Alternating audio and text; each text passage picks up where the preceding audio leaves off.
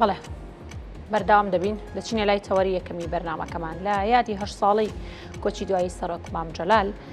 یەکەمین کۆنفرانسی زانستی سەرۆک مام جەلال لە زانکۆی سلێمانی بەڕێوەچوو بە ئامادەبوونی سەرۆک باغڵ جەلال تاڵەبانی سەرۆکێتی نیشتیمانی کوردستان و هەروە قوبات تاڵەبانی جێگری سەرۆکی ئەنجومەنی وەزیران و خانمی یەکەمی هەروەها بە باشداری خانمی یەکەمی عێراق خاتوو شاناز ئیبراهیم ئەحمەد و هەروەها نوێنەری سەرۆک کۆماری عێراق و نوێنەری سەرۆک وەزیرانی عێراق چەندین بەرپرس و کەسایەتی تری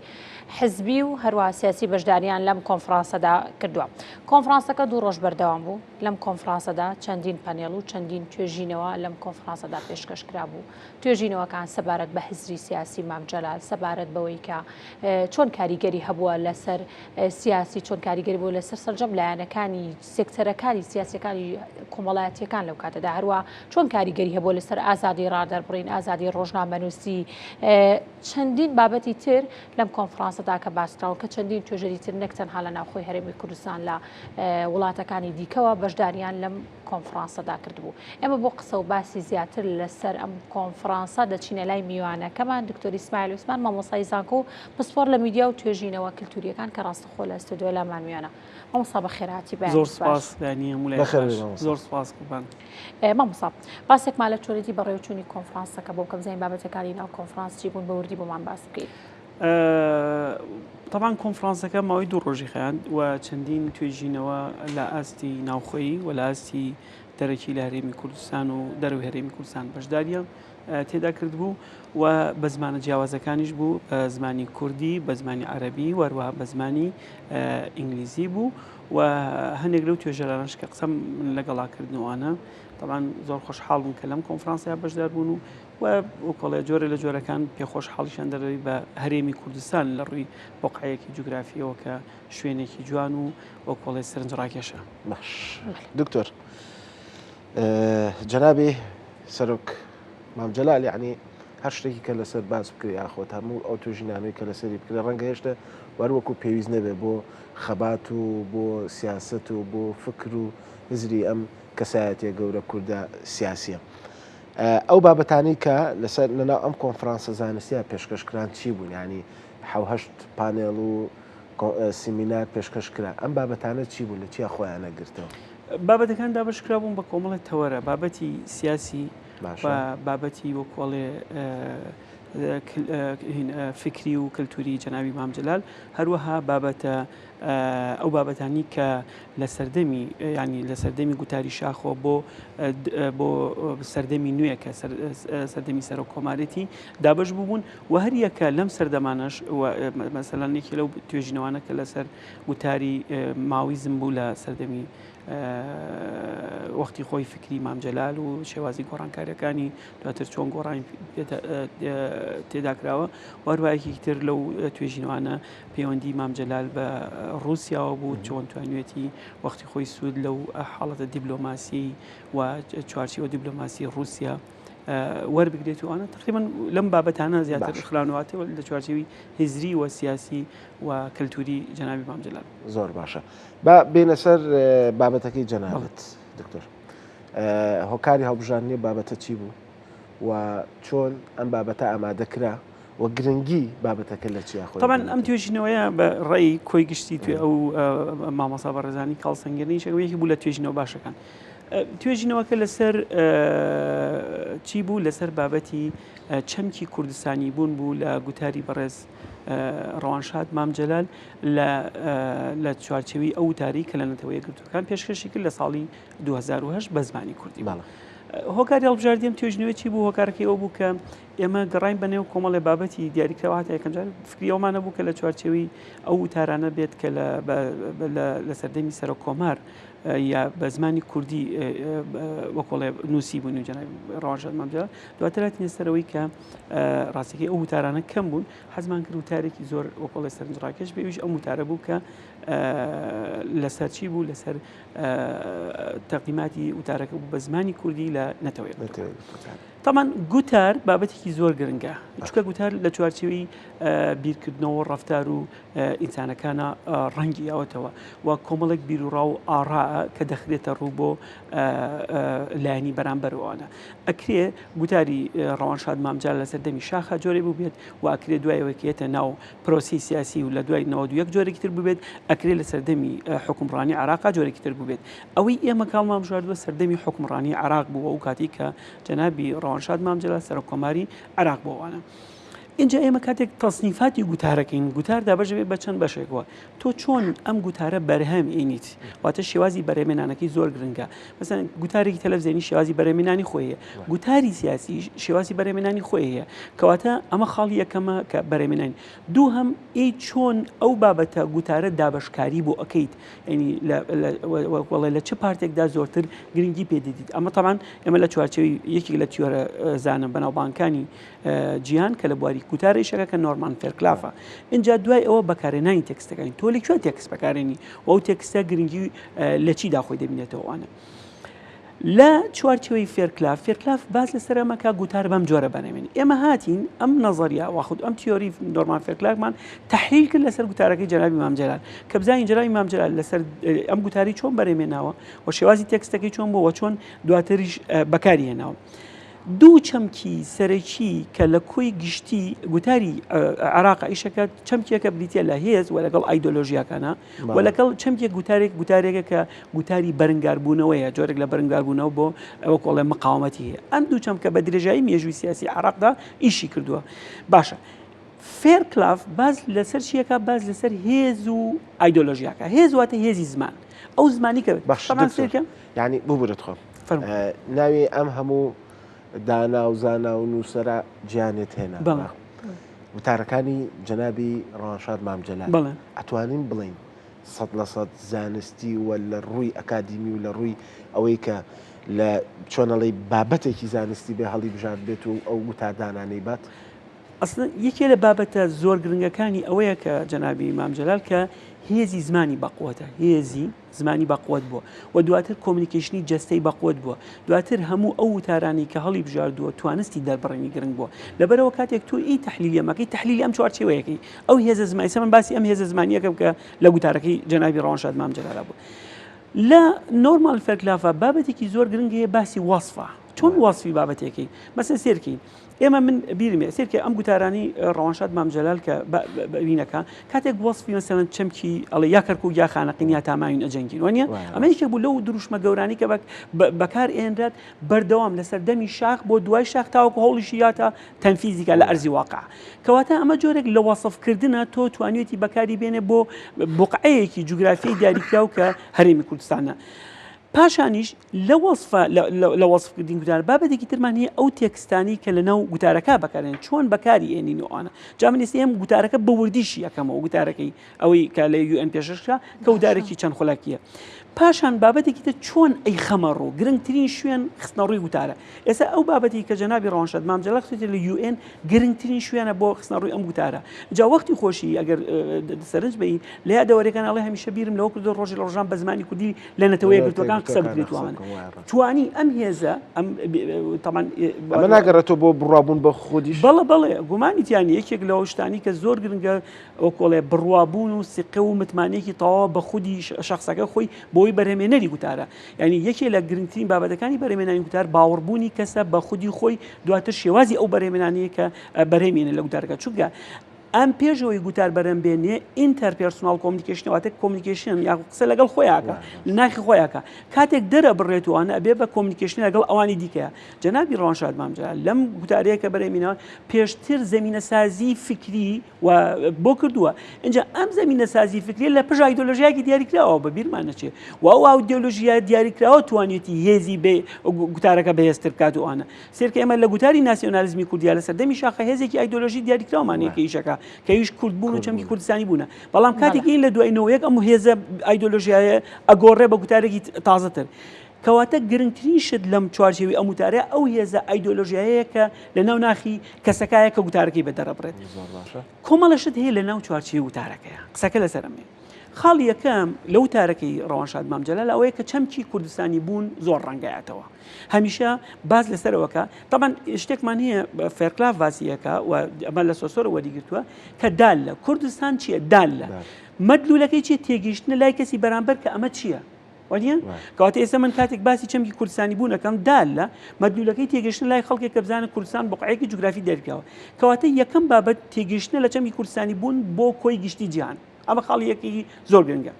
اینجا ئایا ئەمە تەنها لەم گوتارەیە ڕەنگیاتەوە نا لە کۆی گشتی و گوتارانەیە کە ڕەوانشاد مامجەلال کاری لەسەر و ڕەنگیاتەوە من بیرمێ لە کۆنگرەیەکی ڕۆژنامەنووسیە لە دوکان لەگەڵ جەنابی مەسعود بەرزانیە لە یەکێک ڕۆژنامەنووسە تورکەکان لی پرسی وتی ئەوە تاگەکە بوو ئەو خوێندکارەکە بوو وتی ئێوە چی ئەڵێن بەرامبەر بەهێزی پەکەکەەوە ئەوانە کە ئەو کاتە لە هەرێمی کوردستان لە قەندیلا بوو کە خۆی یەکێک بوو لەوەی کە پرۆسی ئاشتی لە نەوەکانەوە بەڵێ وتی ئێمە ئامادەیمانتیانە پشیلەیەکی کورد تەسلیمی تورکیا بکەینەوە کەواتە سیرکە ئەم چەمکە دال لە مەدلولەکەی چێت تێگەشتن لای بەرامبەر کە ئێمە ئامادەیمانتیانە کوردستان بە هیچ نوعێک پارچەیەکی بچووکی کوردستان کەسایەتێکی بچووکی کوردستان وەکۆڵێ نوکۆڵی لێ بکەین و ئینکاری لێ بکەین و ئەوانە کەواتە ئەمە خاڵ یەکەمی گوتارەکەی کە ئەمەوە بوو قسەی لەسەر کۆموانە خاڵی دووهەم لە وتارەکەیە ئەزمموی سیاسی هەرێمی کوردستان کەواتە ئەمە لە وتارەکەی ڕەنگیاوە چکە لە وتارەکەی باسێکە ئەزمموی سیاسی هەرێمی کوردستان تێگەیشتنە لە چی لەو چوارچێوە دیاریکراوەی کە لە دوای پرۆسەی ئازادی عراقەوە لە 2023ەوە ئەوە کۆڵە کاری لەسەرکراوە ئیشی دیاکراوە ئەگەر چی ئەمە لە 91ەوە ئەزمموی سیاسیمانە بەڵام لە 2023 ئەم ئەزمونە بەێسرە بێت چکە ئەگوێزرێتەوە بۆ خواری عراقوانە کەواتە ئەمەش دکتۆر لەگەڵ گواستنەوەی ئەم هەستی بڵین نیشتیمانی باوا باسی لێوکەین لەبەر ئێمە لە عێراقاژی لەگەڵ گواستنەوەی دەسەڵات یاخود هزری مامجەلال بۆ ناوچەکانی خواری عێراق ئەم هزر و ئەم گۆڕانکاریش لە ناو خودی کەسایەتەکە دروستە بێت بەڵێ گومان دێن سێرکە ئەمە ناڵێم ینی بەشێکی سەرەکی وەکۆڵێ پێکاتی بیری مامجەلال بووە کە ئەم شتانە ئەم چەمکە کوردستانیانە بگوێزێتەوە بۆ خواری عێراق تەنانەت مەسەن لە کردداری شاڕەنگی ئاوتەوەوانە ئەم گوتارە بەشێکە لەو کردداری کە هەیەی و بەشێکە لە ڕنگدانەوەی ئەو کردداری کە بە جدی وەکۆڵێ هەوڵی جدی بۆیە وەتوانیەتی ئەو هەوڵە جدیە بەدی بێنێتوانە خاڵێکی تر لە نەو چوارچێوی وتارەکەیە کە ڕەنگیاتەوە ئەڵێ چی ئەڵێ کوردستان قەڵای ئازادی خوازان بووە ئەم چەمکە زۆر گرنگە کەواتە ئێمە پێشتر هەوڵی دروستکردنی قەڵامان ناوە کە هەرێمی کوردستانە و ئێستا ئەم قەڵایی کە بە خوێنی شەهیدان ڕەنگەش کراوە بووە بە قەڵای ئازادی خوازان مەبەستی لە ئازادی خوازان چیە بووە مەبەستی لە ئازادی خوازان ئەو هێزە ئۆپۆزیسیۆنانە بووە کە لە دوای پرۆسی ئازادی عراق چکە ئەمانە هەمووی وەکۆڵێ وشەنیێنەکان ینی کۆدەنیێنەکانی ناو گوتارەکەن لە دوای پرۆسی ئازادی عراق پێش پرۆسی ئازادی عراق کۆمەڵی هێز لە هەرێمی کوردستان وەکو قەڵایەک بەکارهێنراون هێنراون بۆی چیە لە دوای پرۆسی ئازادی عراق ئەوان ڕۆشتونتە خواریان مەبەستیشی لە چێ مەستی خودی عەرەبەکانە کە وەکو قەڵایەکی ئازادی خوازی هەوڵی چیان کردو هەوڵی پارێزگاریکردنی لە هەموو ئەو کەمە نەتەوایەتیان داوە کە لە چوارچێوەی عراقی دوای 2023دا کاریان ئەمە لە موتارە بەڕوونی ڕەنگایەتەوە ئەوانە خاڵێکی زۆر گرنگتر کە من وەکۆڵێ ئەمانە هەم کۆدی ناوگوتارەکە من ئەمێ بە کۆدەکان ئاماژە پێ بکەموانە دەسەڵات و ئایدۆلۆژیایە دەسەڵات و ئایدۆلۆژیا باز لەسەر دوو بابەتەکە بیرکردنەوەی کورد و عەرەب بە درێژایی دوای پرۆسی ئازادی عێراق پاراڵێڵ بە هاوتەریبی کاریان کردووە بۆچی بۆ دروستکردنی ئەزمموی سیاسی عێراق کەواتە کوردی گەیانۆتە ئاستی دەسەڵات و هێزی عەرەبی کە لە ناو وتارەکەی ئەو ئاماژەی پێکا چکە ئەو جۆرە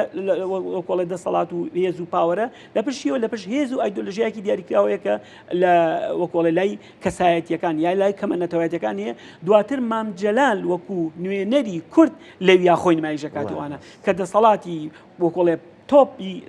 دەسەڵاتی سیاسی کووردە و لە UN خۆی مێژەکە کەواتە ئەم لە وتارەکەی باس چیەکە باز لەو بیرکردنەوە کورد و عەرەبیەکە کە لە عێراقدا هەیەوانە خاڵێکی تر کە هەیە بیرکردنەوەیەکی قوڵی ناسیۆنالیزمی کوردیە ئەم بیرکردنەوە قوڵە ناسیۆنالیزمە کوردیە لە چوارچێوەی کەسایەتی مامجەلادا ڕەنگیاوەتەوە تەنها لەوێشان نا ئێمە بیرمان نەچێت لە قەزەی مرافعەکەش هەروە بوو چونکە لە مرافعەکەشە بە هەمان جۆر هەوڵی چی کردی هەوڵی ئەوەیە کە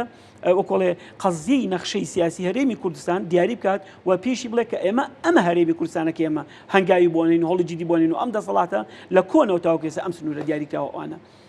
لە هەمووی گرنگتر زمانی جەستەیە لەم گوتارەیە زمانی جەستە بە زمانێکی زۆر بەهێزی بۆ کۆڵێ ناڵم تونداژۆ بەڵام بە زمانێکی زۆر بەهێزی ناسیۆنالیزمی تند قسەکە ناسیۆنالیزمی تند بۆمانایی کە ئەیەوێت بیسەلمێنێک کە کورد لە چوارچێوەی سیاسەتی عراقدا نەخشە ڕێگەیەکی دیاریکراوی خۆیە بووە لەم نەخشە ڕێگەیشدا هەوڵی بۆیاوە لەم هەوڵانەشدا دیارەکە ئەمە دەرەنجامەکەیەتی کە هەیە ئەوانە کەواتە لێرە ئەم زمانە زۆر گرنگاوەتە ئەم زمانی جەستەی جەنابی مام جەلال زۆر گرنگە کە لە وتارەکەی باشکرا هەستی پێکرێت وانە خاڵێکی تر کە زۆر گرنگە من پێ شتێکمانەیە پێڵی کۆمەڵشتی نەوتراوی ناو تێکستەکە ئەی ئەمە تێکستەکەمان تقریبان شیکار کرد ئەو نەوتراوانەی کە لە دەوروبەری تێکستەکە ئیشەکانەوەوانە گرنگترین بابەت شوناسی کوردە شوناز لە چوارچێوەی زمانە لێرە نەک لە چوارچێوەی جلوبەرگایە لە چوارچێوەی بیرکردنەوەیە چونکە سێرەکە ئینجای مامجا لێرە لە چوارچێوەی زمانە شوناز بەکارێنێ شوناسی کورد ئەناسێنێ بە 163 ئەندامی نەتەوەیە گرتوەکان وانە کەواتە لێران نوێنەری شوناسی نەتەوەی کوردەکە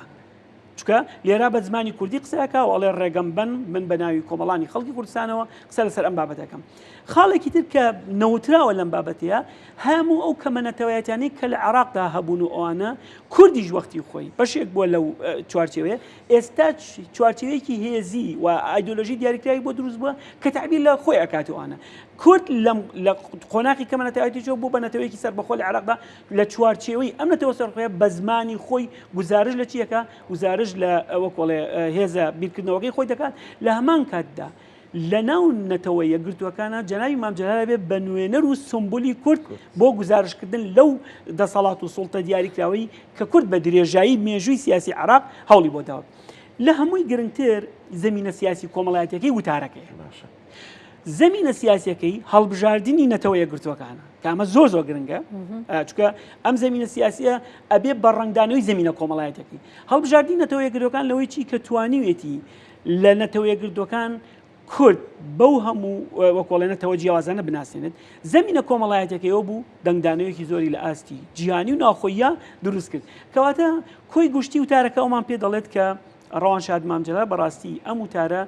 وەکۆڵێ من ینی پێشنیارشم کرد کە ئەم وتارە کۆمەڵش ڤیددیۆی وەکۆڵە شۆرت ڤیددیو بچووکیشی لێ دروست کرد چکە بەڕاستی لە توێژینەوەکە هەنشتی تیا هەیە کە ئێمە بە دووەداچوونمان بۆ کردووە کە ئەکرێ لێکدانەوە وەکۆڵێ شیکردنەوەی جیاوازیشی بۆ بکرێت لە کۆمەڵی بەعدیینەوە بەڵام ئێمە هاتوین لە چوارچێوەی زمانە زمانی گوتارەکەەوە زمانی جەستی مام جەلال لێکدانەوە باسی ئێوەش بکەین ینی لە ڕووی زمانەوانیش باش لەم توێژینەوەی جەنابتە باست لە زمانەوانی جەنابی سەرۆک مام جەلال کردووە کە ئەو زمانە پاراوە کوردی کە بەکاری هێناوە یاخۆت لە وشە سازیەکانە کە بەکاری هێناوە لە ناو وتارەکەیە ئێمە لەم چوارچێوەی ئەم توێژینەوە هەستاوین تحلیلی تێکستمان کردووە چکە ئێمە زمانمان لە چوارچێوەی ڕستا هێناوەتە دەرەوە بەخشیمانە بە شوناسە کەسایەتەکە کە خودی مام جەلالە کەواتە ڕستەکانمان تحلیل کردووە و ناتوین لە چوارچێوی ئەوەی کە مەسەلەن زمانی بە دڵنیاییەوە یەکێ لەو بابەتانی ئەمە ڕاتە چوارچێوە و توێژینەوەی کە لە زمانە ئەکرێت کە زمانی پاراوی مام جەلال بەو زمانە کوردیەپەتیە وەکۆڵێ جۆرە لە جۆرەکان ڕنگدانەوەی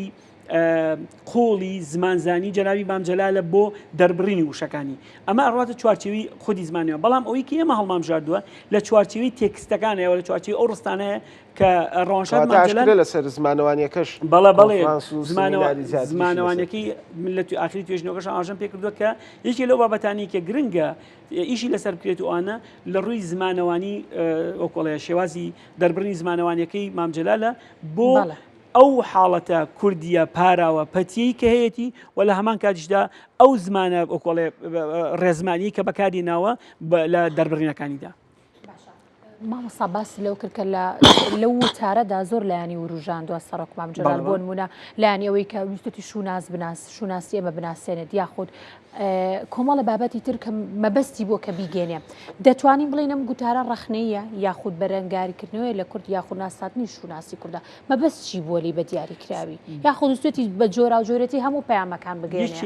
لەو حاڵەتانی جۆرەك لە بەرەنگاربوونەوەی گوتاری بەرەنگاربوونەوەیە گوتاریکە چکە تۆ لەو قۆناغیای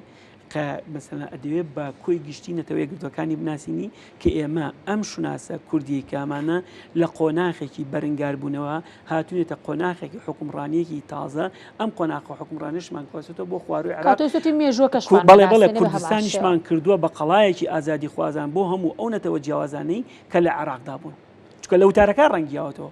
ینی لە وتارەکە ئەڵێت بەڵام مامۆستا ئەو ببوورە ئەو هەموو بابەتە گرنگی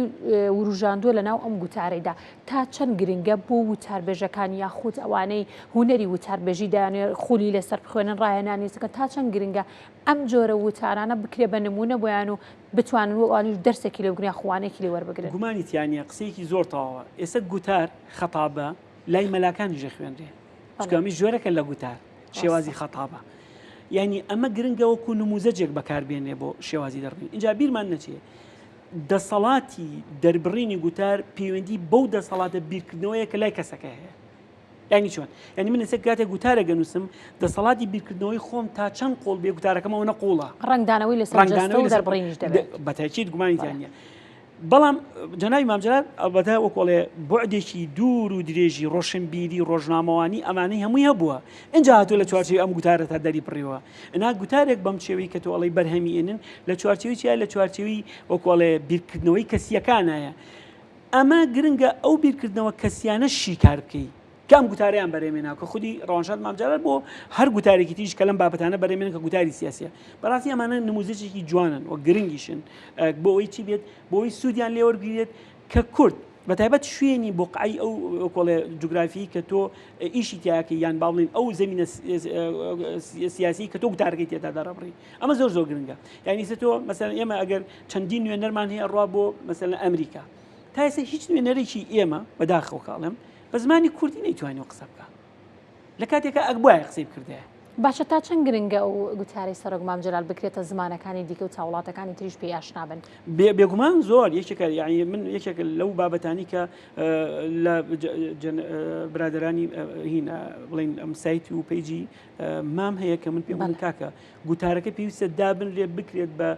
ئۆکۆڵێ کەڤەری ڕئیسی سایتەکە یان لە گۆشەیەکی تایبەتە دابنێت گوتارەکە بە کوردی بۆی تۆ کلیکی لەسەرکی بڕۆیتە سەری کە بەداخۆ من زۆر کڕام تا گوتارەکەم پێیا کردووە ینی سێرچێکی زۆرم کردووە لە برادرانی کورسات هاتووم بازم ئاخرەن جار لە کورسات وەرگ ڕاستەکەی لای جەناب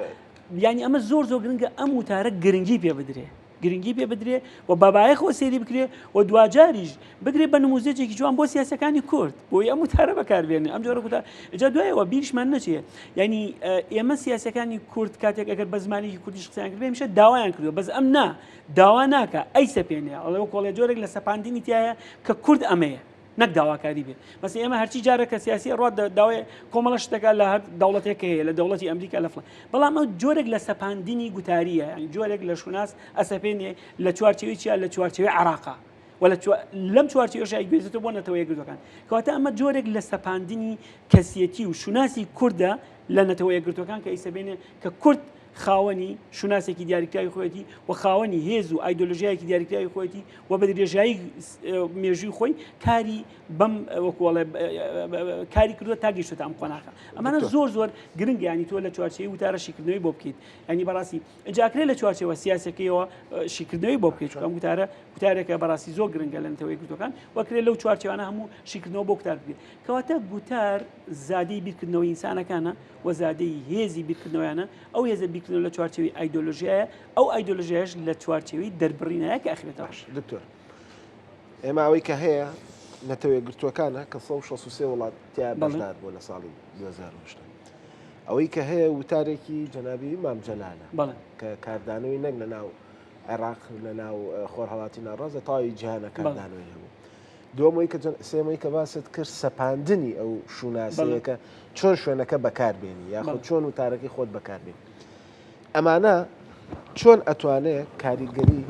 لەسەر ئەو کەسایەتیە هەبێت کە بتوانێت یعنی پۆینتەکە ئەوەیە تۆ لە چ شوێنێکە چ وتارێکی چ گوتارێکە هەیە مامجەلال ئەم شتی کردووە نیە گومانی تیانە سێرکە یەکێ لەو گرنگی ئەم گوتارە ئەوەیە ڕنگدانەوەی گوتارەکەی لە زمانی جەستەی خۆیدا ینی بۆ چکە ئەمە پێشەوەی من پێشمودی پێشەوەی گوتارەکە بێتە ئێرە تەڕح بکرێت و ئەوانە بە جۆرە لە جۆرەکان لە فکر و هیزری خۆیان تەنفیزی کردووە ئەنجا توانێتی ئەم دەربڕینە بە داشیناوەکە لەکوێ ئەو بەڵێ داشیناوەکە لەکوێ ئەو گوتارە ئەڵێتوانە چکە سێرکە ئێمە لە یادداشتەکانی کاتێکی خوێن و جای ماڵژان یعنی نەیوتوە وەڵام من پێشتر وەکو ئەڵێ کەشفم کردووە کە ئەم بابەتە لەو فڵان شوێنەڵێ بە کەسیشی نەوتوە لەو دقا ئەو گوتاری لێ حاضر کردووە کەواتە جۆرێک لە هێزی بیرکردنەوەی بەهێز لە ناو خودی وتارەکە هەیە و لە هەمان کاتیشدا هەڵبژاردننی ئەو زمینەی بۆ دەربڕنی گوتارەکە لە هەر هەمووی گرنگترە ینی گرنگی گوتارەکە لە زمینەی سیاسەکەیەتی کە کۆی گشتی نوێنەری وڵاتە جیان وڵاتانی دنیا لە چوارچێوەی سیاسەتی گشتی دنیادا لەوێ دانیشتن و ئەوانە کەواتە زمینە سیاسەکەی زۆر گرنگ بووە جا بیرمان نەچێت ئەمە لە قودرەتی ڕەوانشاد مامجەلالە هەبووە ینی بۆ من ڕۆژێکی تر لە یادداشتەکانی خوێنمەوەوانە ئەڵبەتە من زۆر معجبی وەکو کارکتەری خودی جەنابی مامجەلالم بۆیە هەر حەزیشم لە ئاینەکانی ئەڵێ وەختی خۆی ئێمە ساڵی 90ەکان بوو جاسێری ئەم هێزە بیرکردنەوەیەکە ساڵی 90ەکان بوو پرۆسەی 91 گەشتا دەستی پێ نەکردووانە یەکێک ئەڵێ ئیتر پێشمەرەکان زۆر ناومێت بووبوونەوەوانە ئەڵێ یەکێک لە دانیشتن کۆبوونەوەمان کرد و ئەبزانم لە یادداشتەکانی کاگنۆشلوانە ئەوە باسەکرێت و ئەوانە ئەڵێ مامجەلال وتی ساڵی ئایندە نەورۆز لە کەرکووکەکەی ساڵی ئایندە نەورۆز لە کەرکووکەی ئەم قسەیە وتی زۆر ورەی پێشمەرگانی بەرز کردەوە بەس ینی ورەیە کە زۆر ورەیەکی پۆڵاینی پێبەخشین وتی ینی چۆن ئەیکەینوان وتی چاوەڕێ بزان ساڵی ئایندە بەس دەبێت واش دەرچوو ینی ساڵی ئایندە 91 هات نەورۆز لە کەرکووک کرا کەواتە ئەمە چییە لە پشت ئەو هێز و قودرەتە شخصیەیە هەیە کە خودی ڕەوانشاد مامجەلال هەی بووە و لە پشت ئەو بۆ کۆنیەوە جۆرێک لە بیرکردنەوەیەکی قوڵ و بیرکردنەوەیەکی سیاسی قوڵ و معریفەیەکی سیاسی قوڵ و ڕۆشنبیریەکی قوڵ و لە هەمان کاتدا زمانێکی قوڵ بۆ دەربڕینی ئەمانش هەی بووە جا دوایە بیرمان نەچێ بە قۆناغ هاتوتە ئەم قۆناغێ سێرکە ئێمە گوتاری شاخی جەنابی مامجەلال باسی لە هێزی کرێکارەکە وانە کرێکار بازوویە و کرێکارە بێکی بکات چکە لە سەردەمی ئەوەیە ئەو هێزە ئایدۆلۆژی باشە مامۆستا هۆکاری ئەم ڕنگدانەوەی تەنها لەبەر ئەوەیە کە با بڵێن لە کۆنەوە سەرۆک مامجەلال وتاری داوە هەر لە منداڵیەوە هونەری ئەوەی هەبوو کە وتاری هەبوو لە قوتابخانەکەشدا ئەمێ وای کردو یا خود لەبەرەوەی کە سەرۆک مامجەلال جگەلەوەی کە سیاسەتمەدارێک و ڕۆژنامەنووسێک و با بڵێن دیبلۆماتکارێک بووە لەبەر ئەمەیە کە دیبلۆماتکارێک بووە کە ئەم ڕنگدانەوەی بێگومان دیبلۆماتکارەکان هەڵسوکەوت و کەداریان جیاوازتر لەگەڵ کەسانی دیکەدا سێرکە بەشێکی پەیوەندی بەو وەکۆڵی حاڵەتە مناڵی و پەروەردە مناڵیەوە هەیەی کە جەنابی مامجەلالی بۆ کار لە مناڵیەوە ئەمەی کردووە واتە ترسی لە وتار شکاوە هەر لە قۆناغی مناڵیەوە قۆناغی دوای ئەوە پەیوەندی بەو باگراوندە ڕۆشنبیریەوەیە کە من زۆر تەکیدی لێ یەکەمەوە کە لە سەردەمی بەکۆڵێ دروستبوونی مناڵیەوە هەی بۆ تاوەکو ئەگاتە ئەو کاتی لە بڵێن قوتابیانی پارتی ئەوانە لە دواتر ئەم هێزە ناسیۆنالیزمە ئەگۆڕێ بە بیرکردنەوەیەکی دیکە دواتر ئەڕات بۆ بیرکردنەوەی ماویزم و ئەوانە هەموو ئەمە ئەم فترە وەکو کەڵەکە بوانە بە دوایەکە جۆرێک لە جۆرەکان کاریگەری لەسەر بیرکردنەوەی مامجەلال هەبوو بۆ گومانیتیانە باشە خاڵێک کە زۆر بەلای منەوە گرنگ بوو ئەوەیە کە جەنابی مامجەلال تایبەتمەندیەکی زۆر گرنگە بۆ توانیوێتی لە هەر قۆناغێکدا گوتاری خۆی هەبێت منەوەی بوویست باسکەم لە قۆناغی مناڵیا جۆرێک لە بیرکردنەوەی ئەڕواتە قۆناغی سەردەمی شۆڕشی ئەیلولوانە جۆرێک لە بیرکردنەوەی دواتر ئەو تەحویلە بێت چۆن ئەم گوتارە چۆن تەحویلە بێ بۆ هێزی کرێکاری لە هێزی کرێکاری و باسی چینی کرێکار و ئەوانەکە دواتر تەحویلە بێ بۆ هێزێکی ناسیۆنالیزمی قوڵ دواتر لە هێزی ناسیۆنالیزمی قوڵەوە تەحویلە بێ بۆچی بۆ هێزێکی حکومڕان و دیبلۆماتکار و ئەوانە کەواتە سێرەکەی ئەگەر بیت من پێم باشەکانی بەکارێناوە لە وتارەکانی ینی من پێم باشە ینی توێژینەوە لەم بوارانە بکرێت ئەو تەحولاتە سیاسی یانی ئەو گۆڕانکاریە سیاسی لە گوتاری مامجەلالە لە سەردەمی مناڵی و هیبە تاوەکو کاتە لە حکومڕانی بمانێ باسی جەنابی مامجەلال بەرنامە و دوو بەرنامە و بەرنامەش تاو نابێ بۆیە کاتەکەمان ئێمەش هەرەوە نەبوو زۆر سپاس بۆ دکتۆر ئیسماعیل عوسمان مامۆستای زانکۆ پسپۆر لە میدیا و توێژینەوەی کەلتوریەکان زۆر سپاس